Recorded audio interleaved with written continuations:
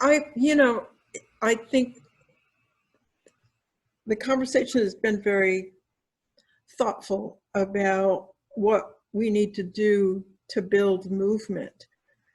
And as I've been hearing this and was doing, a little bit of going over the article that you sent, Dusty, it occurred to me to think about what we're up against. And as Kim was saying earlier, the kind of tactics we need to use in order to challenge the current ways of thinking, the current kind of patterns, habits of thought, the assumptions that activism is no fun and might even be dangerous to an individual.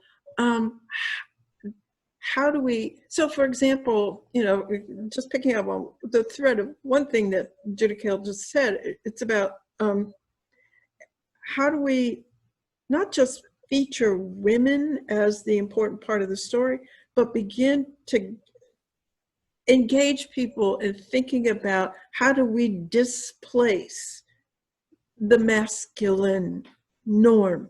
How do we displace the expectations that we need to build a society where everybody can have the experience of a wealthy, racially, gender dominant individual? It's, how do we begin to shift? I don't think meaningful, substantive policy kind of change can come as long as we hold on to the old standards and norms that are based around these particular privileged notions of what experience and success mean. I think until we break into that somehow and get people thinking about decentering whiteness, decentering masculine norms that come with values about competition and militarism.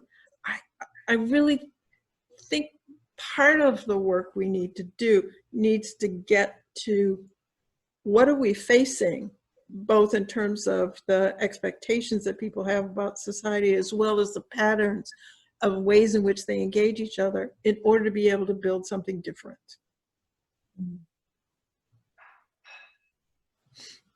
And one of the questions submitted on Facebook was quite related to that, has commercialization of power in the past sort of shielded misogyny and racism?